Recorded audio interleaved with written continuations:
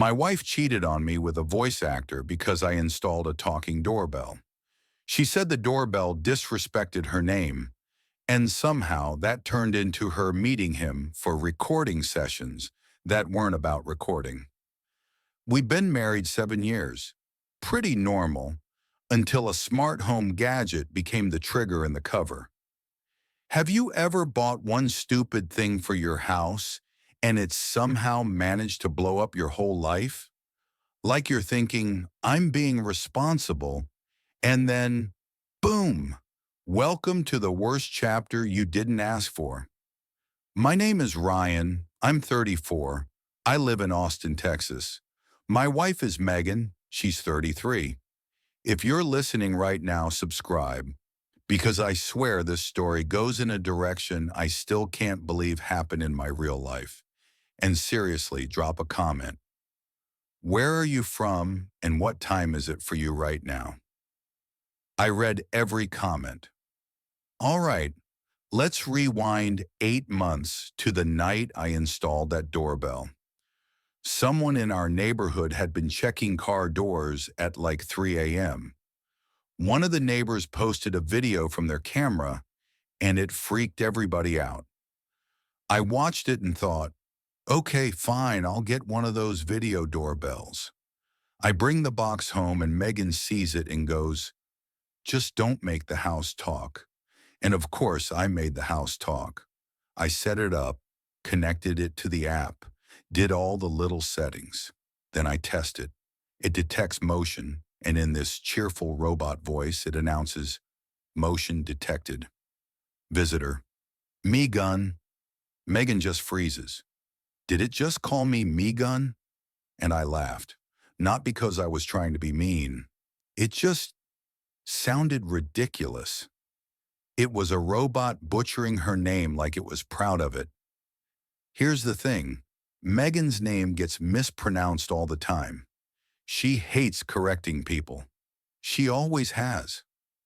I knew that. I just didn't think a doorbell doing it would matter. I thought it would be a funny 2-minute annoyance. It wasn't. Every time she came home, the doorbell would go off and announce me gun like it was the official version. After a couple days, she started bracing before she opened the door, like our own front porch was waiting to embarrass her. One afternoon, she texted me in all caps, "Turn off the voice." I saw it at work, thought, I'll fix it when I get home. And then, yeah, I forgot. That evening, she pulls into the driveway, walks up, and the doorbell does it again. Next thing I know, my phone rings and it's her calling me from the car. Ryan, I'm not walking into my own house to get mocked by a robot. It's not mocking you, it's just wrong. It's saying my name wrong. That's the whole problem. It's a computer. And you're acting like one.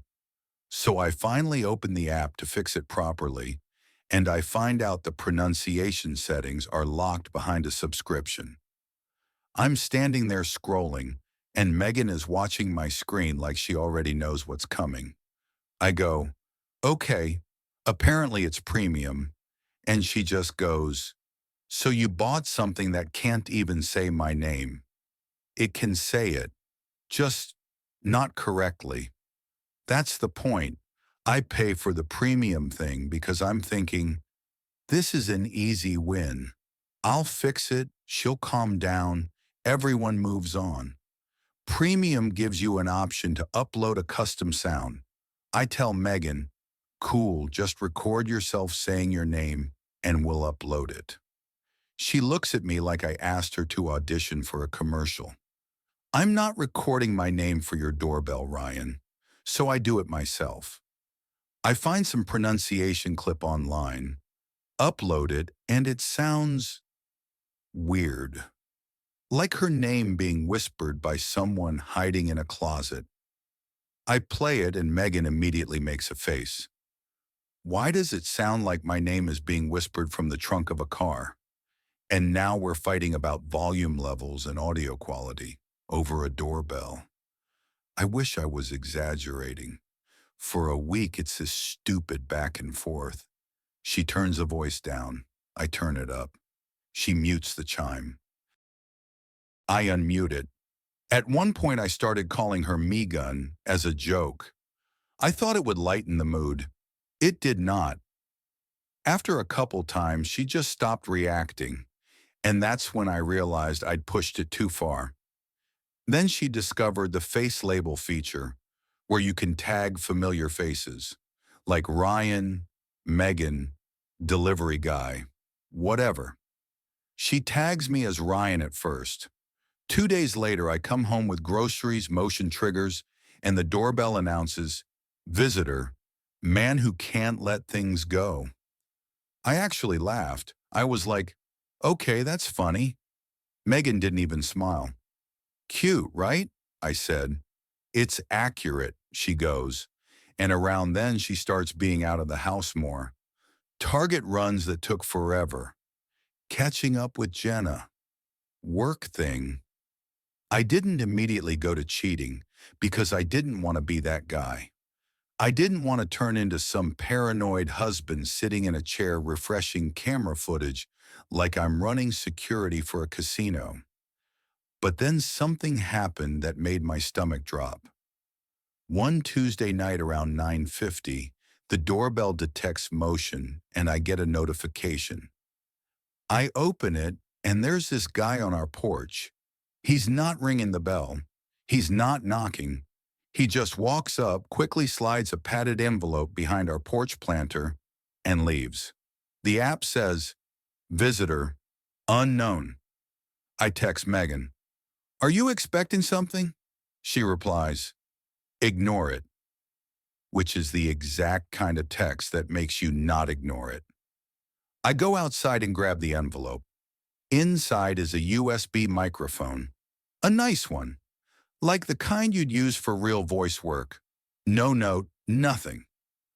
Megan gets home and I'm standing in the kitchen holding it. "What is this?" And I watch her do that thing where a person's brain is scrambling for an answer, fast enough to sound normal.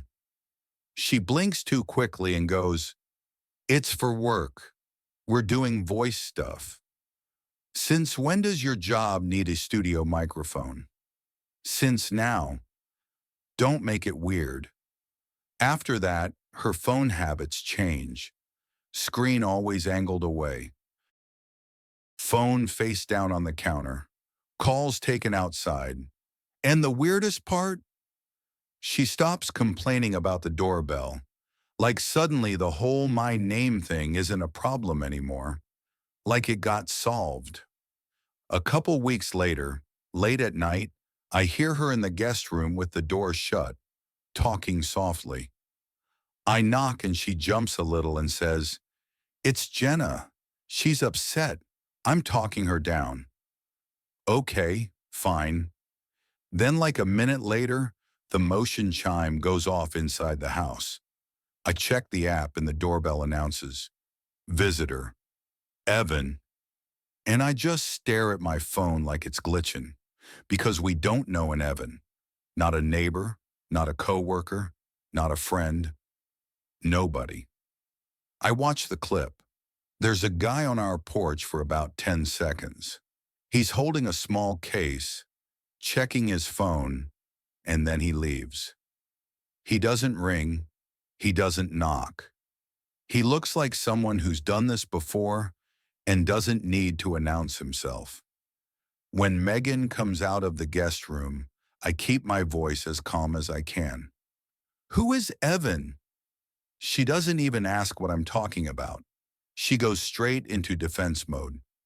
"Why are you watching the doorbell?" "Because it just announced a name. Evan. That's not random. It's probably a glitch. It doesn't guess names. Someone labeled him." "Maybe you did." "I didn't," she snaps. "This is why I hated that doorbell. It turns you into a creep." And then she grabs her keys and leaves for air at midnight. So now I'm alone in my kitchen, staring at this app, scrolling through settings like an idiot. And I see it. The tag Evan was created 2 days earlier, while I was at work, meaning someone sat there, watched footage of that guy, and labeled him Evan on purpose. When she comes back after 1 a.m., I don't yell. I don't do some dramatic speech. I just say, "Tell me the truth." She stares at the floor for a long time and finally says, "Evan's a voice actor." Jenna introduced me. I asked him to record my name correctly. "For the doorbell?" She shakes her head a little. "For me." And when she said, "for me," it hit different. Like she wasn't talking about a doorbell anymore. She was talking about how she felt in general, and I wish I could say I reacted perfectly, but mostly I just felt confused and sick. The next day, I'm in the kitchen and I notice our tablet is still logged into the doorbell app. Megan never logged out. I shouldn't have looked. I did anyway. There's a folder called Custom Chime Library, and there are new files. One is meg_clean.wav. Another is goodnight.wav. I click goodnight.wav, and I swear my whole body went cold. It's a man's voice, warm and close to the mic. "Good night, Megan. Sleep easy. I'll see you tomorrow."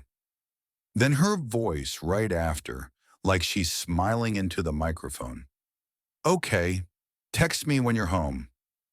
I replayed it, like 3 times, because my brain was doing that thing where it refuses to accept what you're hearing unless you punish yourself with it again. When Megan walks in later, I don't explain anything. I just turn the tablet toward her. "Play it." She presses it, hears it fill the kitchen, and her face goes completely blank. And she doesn't even try to lie. "Yeah," she says. "I've been seeing Evan." "How long?" "A few months." "So what? This started because he says your name right?" She exhales like she's exhausted and says, "It started because he listened, and you turned it into a joke." That line messed me up because it was partly true and also it didn't excuse anything. It was like she was handing me a reason and expecting it to cover the whole thing. I asked the question you ask when you're already afraid of the answer. "Did this happen in our house?" "Not here," she says quickly. Then she pauses. "Mostly not here. Mostly." Then I said, "Are you going to stop?"